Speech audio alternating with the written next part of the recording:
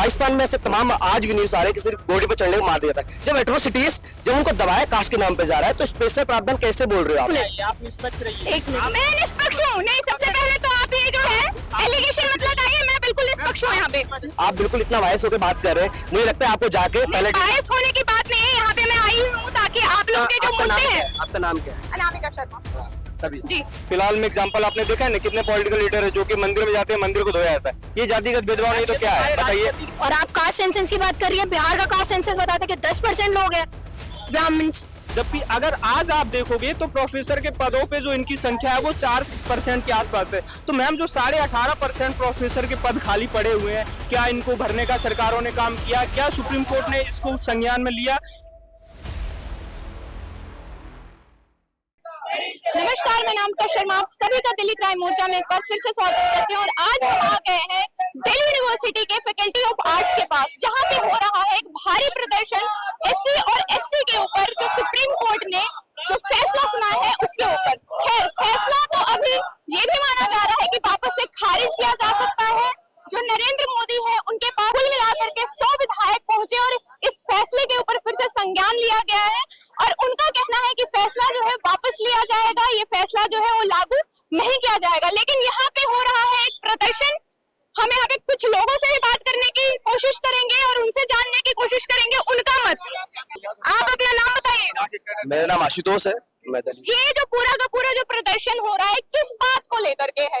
ये आपका जो पूरी की पूरी जो प्रोटेस्ट है उसका मुद्दा सबसे पहले तो आप क्लियर कर दीजिए। मुद्दा ये था 1 अगस्त को जो वर्डिक्ट आया सुप्रीम कोर्ट से SC/ST क्लासिफिकेशन का, उसके खिलाफ आज पूरे इंडिया में, पूरे भारत में भारत बंद की कॉल थी। तो हम लोग ऐसे बहुजन स्टूडेंट, दिल्ली यूनिवर्सिटी स्टूडेंट, हम लोग भारत बंद का समर्थन करते हैं। तो भारत बंद के समर्थन को लेके हम यहाँ दिल्ली यूनिवर्सिटी में ये अपना प्रदर्शन किया, ये प्रोटेस्ट किया, ये कैंपस लॉक करने का काम किया। मतलब लॉक इन द सेंस शांतिपूर्वक, पीसफुली, ये अपना सिंबॉलिक। ये जो आपका जो प्रोटेस्ट है यहीं पे क्यों किया जा रहा है? क्योंकि हम इसका रोष जो है कहीं और पे तो नहीं देख पा रहे हैं। नहीं, आप जाओगे तो पूरे भारत में अलग अलग एरिया में ये प्रोटेस्ट हो रहा है। हम जो अपने अपने स्पेसिस में है, समझ लो हम सब दिल्ली यूनिवर्सिटी में प्रोफेसर है, स्टूडेंट है, तो हम ये दिल्ली यूनिवर्सिटी में कर रहे हैं। कुछ लोग बाहर दूसरे जिले के उस जिले में कर रहे हैं। ऑल ओवर इंडिया के हर जिले में ये आज भारत बंद का कॉल है और ये हो रहा है। ये जो आपका जो प्रोटेस्ट है इसमें आप कह रहे हो कि जो फैसला है सुप्रीम कोर्ट की तरफ से उसके आप अगेंस्ट खड़े हो, उसके आप फेवर में नहीं हो। तो ये जो रिजर्वेशन है उसको आप किस तरीके से देखते हैं? देखो, रिजर्वेशन हिस्टोरिकली जैसे समान अधिकार मांगते हैं आप लोग। बिल्कुल बिल्कुल। तो समान अधिकार में एक विशेष अधिकार की मांग किस तरीके से कर देते हैं? देखो, इंडिया जब विशेष अधिकार कैसे मिलेगा तुमको? सॉरी, जब तुम एक लाइन में इंडिया में हिस्टोरिकली कुछ वर्ग को, दलित आदिवासियों को, यहाँ के बहुजन वर्ग को, ओबीसी वर्ग को एजुकेशन से दूर रखा गया, मेन स्ट्रीम से दूर रखा गया। अब तो नहीं रखा जा रहा, अब तो नहीं रखा जा रहा। बिल्कुल, आप देखिए, रेगुलर देखिए, रोज 8 दलित लड़कियों का रेप हो रहे हैं, रोज तमाम ऐसे पानी पीने पर मारा जा रहा है। आज जाकर आप चेक करिएगा, गूगल चेक करिएगा। क्राइम रिकॉर्ड कोई ऐसे नहीं है कि सांप्रदायिक है, किसी एक समुदाय को टारगेट किया जा रहा है। मैं आपको बता दूं कि रेप के जो केसेस हैं वो जनरल कैटेगरीज में भी होती है, SC में भी होती है, ST में भी होती है। किसी भी समुदाय को टारगेट नहीं किया जा रहा। तो ये विशेष अधिकार की मांग इसमें कहाँ से आ गई? विशेष अधिकार की मांग हम नहीं कर रहे। हम लोग बोल रहे हैं कि इंडियन कॉन्स्टिट्यूशन ने जो सबको एक बराबरी के लिए, रिप्रेजेंटेशन के लिए उनको, ताकि जो सदियों से जिनको पीछे गए उनको एक लाइन में लाने के लिए रिजर्वेशन मिला। लेकिन आज सबसे बड़ा अटैक रिजर्वेशन पे है। आज ये देखिए, आज रिजर्वेशन का मुद्दा था जबकि 10% जनरल कैटेगरी को मिल रहा है, जबकि मात्र 49% 85 जनसंख्या को मिल रहा है। बाकी 15% जनसंख्या को यहाँ पे 10% रिजर्वेशन दिया जा रहा है, उनको टारगेट नहीं किया जा रहा। लेकिन जब हमारे रिजर्वेशन पे बात आती है, जब उन लोगों को आगे करने की बात होती है जिनको सदियों से कभी एजुकेशन ही नहीं मिली, जिनको पढ़ाई 1900 से पहले कभी स्कूल संस्थान खुले ही नहीं उनके लिए, तो उनको कैसे आप आगे लेके आओगे? कैसे? एक सिंपल उदाहरण दूंगा, आप बोलिएगा मत बीच में। एक समझो, ये लाइन है, एक लाइन के एकदम पास में खड़े हैं और एक लाइन से इतना दूर खड़े हैं, ठीक है? तो उस रेस शुरू हो रही है, तो ऑब्वियसली जब रेस शुरू होगी जो लाइन पे खड़ा है वो आगे जाएगा ना। इसलिए पहले उस लाइन को तो बराबर कर दे, उस रेस शुरू होने से पहले उन सबको उस लाइन पे तो ले आए, तभी तो ये देश डेमोक्रेसी का जो एक मूल मंत्र होता है कि सबको, जितने इस देश के जितने डेमोक्रेटिक देश में शोषित वर्ग होते हैं उनको इक्वल अपॉर्चुनिटी मिले, उनको बराबरी का दर्जा मिले। ये डेमोक्रेसी। मैं आपको बता दूं, जब बाबा साहेब अम्बेडकर ने ये पूरी की पूरी मांग की थी कि ये जो रिजर्वेशन है वो लागू होना चाहिए दलितों के लिए, और ये पूरा का पूरा जो अमेंडमेंट आया था हमारा, तो उसके बाद वो बहुत समय हो गया है और उसके बाद जो है हमारे संविधान में बहुत से बदलाव हुए, लोगों को अधिकार मिले, और कहीं ना कहीं अब जो मामला है वो बराबरी का पहुंच चुका है। कैसे पहुंच गया? आप किस बेस पे बोल रहे हैं कि मामला बराबरी का पहुंच गया है? जी, आप लोगों को तो फेवर किया जाता है। जहाँ आप खड़े हो ना, इस कैंपस की बात बता रहा हूँ। कुछ दिन पहले यहाँ पे एक हिस्टोरिकल प्रोटेस्ट हुआ था कि एक प्रोफेसर को, दौलत राम प्रोफेसर को सिर्फ कास्ट के बेस पे निकाल दिया गया था। रोहित वेमुला ने पीएचडी स्कॉलर को सिर्फ कास्ट के नाम पे उसको मार दिया जाता है, मरने पे मजबूर किया जाता है। और राजस्थान में ऐसे तमाम आज भी न्यूज आ रहे हैं कि सिर्फ घोड़े पे चढ़ने को मार दिया जाता है। जब एट्रोसिटीज, जब उनको दबाया कास्ट के नाम पे जा रहा है, तो स्पेशल प्रावधान कैसे बोल रहे हो आप कि हर जगह नहीं है सर, हर जगह नहीं है। आप डेटा उठाइए ना, आप जर्नलिस्ट है ना। आप हम पढ़ते लिखते स्टूडेंट, हमको पता है। आप बिल्कुल इतना वायस होकर बात कर रहे हैं। मुझे लगता है आपको जाके पहले बायस होने की बात नहीं है, यहाँ पे मैं आई हूँ ताकि आप लोग के जो मुद्दे हैं। आपका नाम क्या है? अनामिका शर्मा। तभी जी नहीं इसका ऐसा कुछ नहीं है, हमें यहाँ पे अपना काम करना है। हम आपसे मैं बात करना चाहूंगी और आपसे ये जानना चाहूंगी मैं कि जो पूरा का पूरा प्रोटेस्ट हो रहा है, ये आपको क्लियर है? मुद्दा क्या है? मुद्दा क्रीमी लेयर, जो सुप्रीम कोर्ट का ऐलान है, creamy layer SC ST। Creamy layer होता क्या है? क्रीमी लेयर होता क्या है, यही तो पता नहीं है क्रीमी लेयर होता क्या है। सरकार बोल रही है क्रीमी लेयर, हमको तो पता नहीं है क्रीमी लेयर होता आपको पता नहीं है, लेकिन आप यहाँ पे प्रोटेस्ट कर रहे हैं। सरकार बोल रही है क्रीमी लेयर में आ गया कि कैसे आ गया क्रीमी लेयर, सरकार तो बताया। बात बताइए, आपको ये चीज पता नहीं है कि क्रीमी लेयर होता क्या है और आप उसी को लेकर के यहाँ पे व्यवस्था के साथ छेड़छाड़ कर रहे हैं, प्रोटेस्ट स्टार्ट कर रहे हैं। कौन सी व्यवस्था के साथ छेड़छाड़? इस तरीके से प्रोटेस्ट कर, कौन सी व्यवस्था के साथ छेड़छाड़ हो रही है, आप बताएं। आप सबसे पहले मुझे ये बताइए, जो मैंने आपसे सवाल पूछा, क्रीमी लेयर का मतलब क्या होता है? छेड़छाड़ हुआ है, किस व्यवस्था के साथ छेड़छाड़ हुआ है? प्रोटेस्ट करना, भारत बंद करना, क्या ये व्यवस्था के साथ छेड़छाड़ नहीं हुई? कानूनी अधिकार है हमारा कानूनी अधिकार है, हम उसको फॉलो कर रहे हैं। बीमारी का पता तो होना चाहिए। डॉक्टर के पास गए हो आप इलाज चाहते हो, आपको पता है कि आपकी बीमारी क्या है? एक्सक्यूज जी बिल्कुल, एक वकील है, वो बताना चाहेंगे हमें कि क्रीमी लेयर क्या है। और इन्हें तो खैर पता ही होगा, यहाँ पे मुझे लगता है कि बहुतों को नहीं पता है।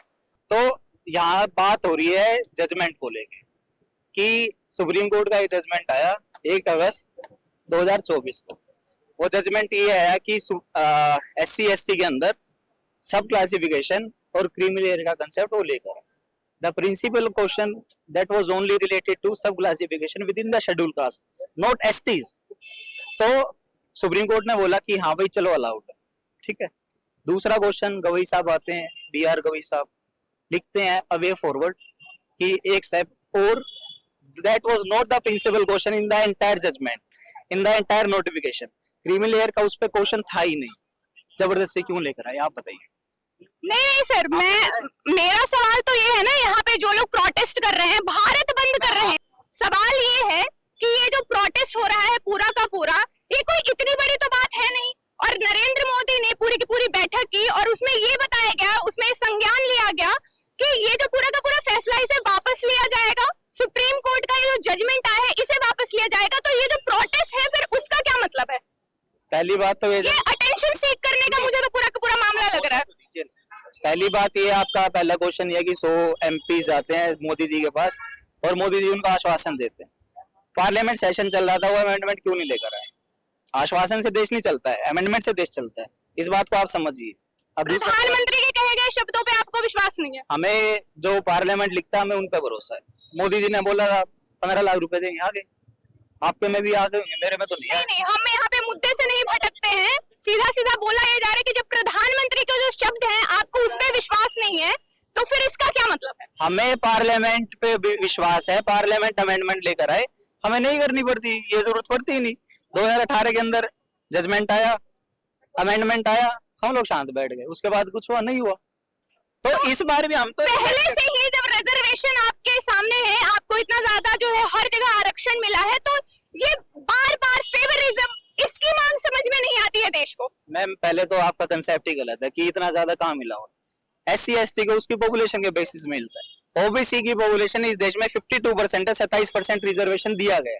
आप ये जो बात बोल रहे हैं कि इतना ज्यादा मिला है, कहाँ मिला हुआ? डेटा है आपके पास? सर हर एक फील्ड में देखा जाता है कि जो जनरल कैटेगरीज होती है उनको इतना पीछे रखा जाता है। कितना पीछे रखा जाता है? हम जो है 90% हम 90% लाते हैं, हमें उस कॉलेज में एडमिशन नहीं मिलता है। जो जनरल कैटेगरीज है, हम चाहे कितना भी पढ़ लिख लें, कितनी भी क्वालिफिकेशन हो, हमें नहीं मिलता है। लेकिन वही डेटा बोल रहा है आप जिस एक मिनट नहीं, मैं किसी का प्रतिनिधित्व नहीं कर रही हूँ। पत्रकारिता का विद्यार्थी जी, जो आप जैसे सवाल मैं आपके पास भी आऊंगी सर। सबसे पहले आप जो क्वेश्चन कर रही हैं आराम से करिए। यहाँ पे हम लोग सब, आप जैसे बोल रहे हैं ना क्रिमिनल के बारे में किसी को नहीं पता, यहाँ पे सब हम लोग यहाँ पे आके हम लोग बातें करते हैं, बिना बेसिस पे बातें नहीं करते। और आप मुझे बोल रही हैं कि प्रधानमंत्री जी ने बोल दिया है कि वो ये सब नहीं करेंगे, तो मैं आपको एक सिंपल सा डेटा बताती हूँ, मेरा डेटा नहीं है, द प्रिंट का डेटा है, जिसमें ये बताया गया है कि 87 सेक्रेटरी के पोस्ट हैं केंद्र सरकार में, यू नो डायरेक्टर्स वगैरह होते हैं, सेक्रेटरी वगैरह होते हैं, जिसमें से सिर्फ 4 सेक्रेटरी SC और ST के हैं। मतलब रिप्रेजेंटेशन कितना है? 4.8%। ठीक है, होना कितना चाहिए? जी मैं ये आपका जो सवाल है मैं आपसे जी आपने सबसे कंप्लीट, मैं आपको डेटा बता रही हूँ ना, अब मुझे गलत बोल रहे हैं, डेटा को गलत बता रहे हैं। एक मिनट, आप निष्पक्ष रहिए। एक मिनट, मैं निष्पक्ष हूँ। नहीं, सबसे पहले तो आप ये जो है एलिगेशन मत लगाइए, मैं बिल्कुल निष्पक्ष हूँ यहाँ पे। हाँ तो आप सुनिए ना, तो फिर हम निष्पक्षता से कर रही है तो बहुत अच्छी बात है, आप सुनिए हमको भी। उसके बाद मैं आपको एक बात बता दूं, ये जितनी भी पोस्ट हैं, ऑल ओवर पोस्टेज, आप चाहे असिस्टेंट सेक्रेटरी की बात कर ले, डायरेक्टर्स की बात कर ले, ये पूरी पोस्ट 928 पोस्ट है, ठीक है, जिसमें से 22.2% पोस्ट में SC ST को रिजर्वेशन मिलना चाहिए। कितना मिल रहा है? 12%। कितने फिल किए जा रहे हैं? 120 पोस्ट। होनी कितनी चाहिए? 208 पोस्ट। आप मुझे बताइए, आप हमको बोलते हैं हम लोग हर जगह हैं, हम लोग चलिए इसी के ऊपर मैं आपसे एक सवाल पूछना चाहूंगी कि जो रिजर्वेशन है, ठीक है आपको मिला हुआ है, लेकिन जो आपका मत है वो क्या कहता है? क्या क्वालिफिकेशन के ऊपर आप ये जो अपॉर्चुनिटीज है उनको ग्रैब नहीं कर सकते? जरूरी है कि रिजर्वेशन मिलेगा तभी जाकर के आप उस स्थान पे बैठेंगे? देखिए, सबसे पहले तो मैं आपको एक बात बता दूं कि आप लोग जैसे बोलते हैं ना कि रिजर्वेशन हम लोगों को है तो हम लोगों को बेनिफिट मिल रहा है या ये हो रहा है। सबसे पहले हम लोग रिजर्वेशन में अगर जा भी रहे हैं तो हम लोगों का जो कंपटीशन होता है वो अपने ही लोगों के साथ में होता है, वो 15% लोगों के साथ में होता है, ठीक है। अब आप ही मुझे बताइए, रिमेनिंग हम लोगों के पास में 49% रिजर्वेशन है SC ST OBC के पास, ठीक है। कंपटीशन इसी के अंदर होता है। बाकी बचा कितना? आप मैथ जानती हैं, कितना बचा? वहां पे कौन लड़ेगा? जनरल के लोग। क्वालिफिकेशन उनके पास होनी चाहिए, उनकी पोस्ट जितनी होगी। उसमें भी सब डिवीजन हो जाता है, यहाँ पे सब डिवीजन डिसेबल लोग आते हैं, फिर आपका जो कास्ट है उसका सब डिवीजन होता है। कास्ट का सब डिवीजन उस जनरल कैटेगरी में नहीं होता मैम। और दूसरी बात, EWS में भी जनरल कैटेगरी ही आती है, तो 10% तो सीधा सीधा है। और आप कास्ट सेंसस की बात कर रही है, बिहार का कास्ट सेंसस बताता है कि 10% लोग हैं ब्राह्मण्स, ठीक है। तो अगर उनको सीधा सीधा 10% मिल रहा है, हमारा तो कोई मोटिव ही नहीं। 10% अब लिया है, 10% हमेशा से नहीं था। वही तो मैं बोल रही हूँ, जब कोर्ट अपना डिसीजन बदल सकती है कि 50% से ज्यादा ही हम लोग दे देंगे, जब एक टाइम एक टाइम नहीं था जो, और ये जो है कह रहे हैं कि मैं जो है सबसे पहले तो निष्पक्ष हो जाऊं। मैं इन्हीं से पूछना चाहूंगी कि आप क्या कहना चाह रही थी?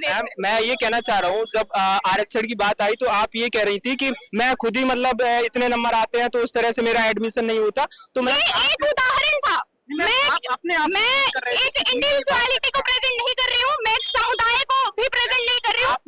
यहाँ पे सर, यहाँ पे जनरल बात थी। और जो मैम आप ये सवाल कर रहे हो कि ये गलत है या सही है, तो माननीय सुप्रीम कोर्ट के पास या जो सरकार है उन सरकारों के पास या माननीय सुप्रीम कोर्ट के पास क्या इस तरह का कोई डेटा है जिससे ये पता लगाया जा सके कि इन समुदायों में SC ST में अभी तक कितने लोग आगे निकल गए? और दूसरा मैम, मैं एक सवाल आपसे ये पूछता हूँ कि जो ये आरक्षण का वर्गीकरण किया गया है, इसमें जिन समुदायों के साथ में अभी तक जो एकेडमिया में या प्रशासनिक पदों पर जो बैकलॉग वाली भर्तियां पड़ी हुई हैं, और हम लोग देखते हैं कि उन बैकलॉग के पदों में क्या होता है, या यहाँ दिल्ली यूनिवर्सिटी में आप देखना, अभी 3-4 महीने पहले एक खबर छपी हुई थी, यहाँ के एक प्रोफेसर है, उन्होंने उसमें अपना बयान दिया था कि यहाँ इकोनॉमिक्स डिपार्टमेंट में PhD की शेड्यूल कास्ट की सीट PhD की खाली गई।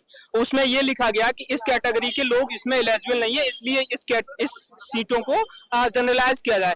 मैम, मैं आपसे पूछना चाह रहा हूँ कि पूरे देश में SC ST का रिजर्वेशन मिला के 22.5% होता है, जबकि अगर आज आप देखोगे तो प्रोफेसर के पदों पे जो इनकी संख्या है वो 4% के आसपास है। तो मैम, जो 18.5% प्रोफेसर के पद खाली पड़े हुए हैं, क्या इनको भरने का सरकारों ने काम किया? क्या सुप्रीम कोर्ट ने इसको संज्ञान में लिया? या मैम मैं ये पूछना चाह रहा हूँ कि जो हमारे संविधान में डीपीएसपी है, क्या उन सरकारों का जो फेलियर रहा अभी तक 75 सालों में, क्या उस सरकार को उन सरकारों का जो फेलियर इस समुदाय के जो संघर्ष की बदौलत कुछ लोग आगे बढ़ गए हैं, उनको दोबारा से मतलब उसी रेखा में लाने के लिए, और जो नीचे जो लोग पिछड़े रह गए हैं, मैं इस बात को बिल्कुल एक्सेप्ट करता हूं कि अभी भी कुछ लोगों को इस रिजर्वेशन का लाभ मिला है, कुछ लोगों को मतलब एक बड़ी आबादी को इसका लाभ नहीं मिला है।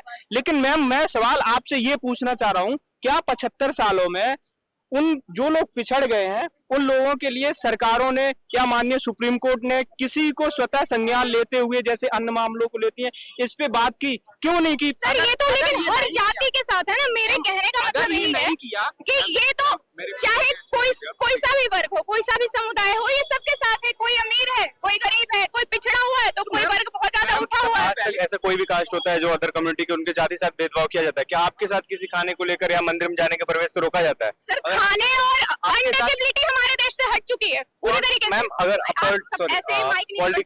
पॉलिटिकल लीडर पार्टी से लेकर यहाँ सीएम से लेकर एक आईपीएस ऑफिसर से लेके ऐसा कौन नहीं है जिसके साथ छुआछूत नहीं किया जाता। एग्जांपल आप उठाकर देखिए 2022 में जब एक आईपीएस ऑफिसर को, जब उसको शादी में उसको जाना, उसको घोड़ी पे चढ़ने से लिए उसको उतार दिया जाता है, फिर उसको अपने से बारात लेके जाने के लिए जब प्रशासन की सहायता मतलब नहीं, अगर जातिगत भेदभाव किसी एक के साथ होता है पूरे देश में, तो जातिगत भेदभाव हो रहा है, ठीक है, उसको हम नजरअंदाज नहीं कर सकते हैं। और ये किसी आप ब्राह्मण में दिखाइए कि उसके साथ किसी एक के साथ जातिगत भेदभाव हो रहा है, तो दिखाइए जातिगत आरक्षण क्यों मिल रहा है? मैं मानती हूँ जातिगत भेदभाव नहीं होता है, लेकिन क्वालिफिकेशन के ऊपर अब भेदभाव नहीं है कहीं पे। अगर कोई डिजर्व करता है तो उसे वो पोजीशन दी जाती है। कहाँ पे नहीं है नौकरियों में कहाँ है भेदभाव आपके पास, ये जानना चाहूंगा। हम डाटा उठाकर देख लीजिए, ना जाने कितने पोस्ट ऐसे जो खाली हुए हैं, ठीक है, लेकिन उस पर गवर्नमेंट ने कभी या जो भी है उसको भर नहीं रही है, फिर उसका क्या हो रहा है आप बताइए।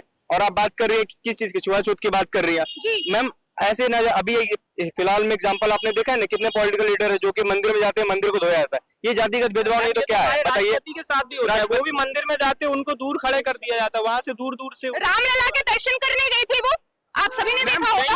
लेकिन जिस तरह से हमारे जाना और मंदिर जिस तरह से हमारे करना दोनों बहुत डिफरेंट है। जिस तरह से हमारे मंदिर के आपने उनकी फोटोज देखी थी इंटरनेट पे, गर्भगृह में जाना, जिस तरह से ठीक है, और मंदिर के गेट के बाहर गर्भगृह में मैं आपको बता दूं कि बहुत लोगों को प्रवेश जो है वो नहीं करने दिया जाता है हमारे हिंदू धर्म में, आप सभी को पता है। गर्भगृह में हर कोई प्रवेश नहीं कर सकता, जो हम लोग हैं वो भी प्रवेश नहीं कर सकते, कोई प्रवेश नहीं कर सकता गर्भगृह में। जो पुजारी होते हैं मंदिर के या कोई बहुत बड़ा अनुष्ठान किया जाता है तभी गर्भगृह में प्रवेश किया जाता है। आपने क्या बोला? आपने बोला कि छुआछूत कहीं होती नहीं है। इसके ना जाने कितने हजारों केसेस है, आप एक बार डाटा उठाकर देखिए, फिर आपको पता चलेगा। पहले का डेटा सबको पता है, पहले का डेटा नहीं, अभी फिलहाल कुछ महीनों का डेटा उठाकर देखिए, ठीक है। देश हमारा है, हम सारे भारत के नागरिक हैं और हम सभी का ये फर्ज बनता है कि देश की जो व्यवस्था है उसे सुचारू रूप से चलाते रहें। और भी ऐसे बहुत से मुद्दे हैं देश दुनिया में विदेश में जिनके ऊपर सरकारों को, प्रशासन को ध्यान देने की आवश्यकता है। और अगर हम मुद्दों को इस तरीके से खींचेंगे जिनके कोई फैक्चुअल बेसिस नहीं होते, जिनके कोई फैक्ट्स नहीं है, अभी भी ऐसा नहीं है कि ये जो फैसले होंगे लागू होंगे ही होंगे, तो बस अगर सुनी सुनाई बातों पे लोगों को ये भी नहीं पता कि जो क्रीमी लेयर है वो है क्या, सुप्रीम कोर्ट का जो जजमेंट है उसका मतलब क्या है। लेकिन फिर भी यहाँ पे लोग इकट्ठा हो रहे थे और लोगों के सवाल पूछने पे वो भड़क रहे थे हमसे कि हम उनसे सवाल क्यों पूछ रहे हैं। अरे अगर आपको बीमारी नहीं पता होगी तो आपको इलाज कैसे पता होगा कि किस डॉक्टर के पास जाना है आपको। लेकिन बस देश में जो व्यवस्था है उसको खराब करना, इस प्रकार से नारेबाजी लगाना, एक समुदाय को टारगेट करना, ये तो गलत है। मैं कैमरामैन ओजसपुरी के साथ अनामिका शर्मा, आप देखते रहिए दिल्ली क्राइम मोर्चा। जय हिंद।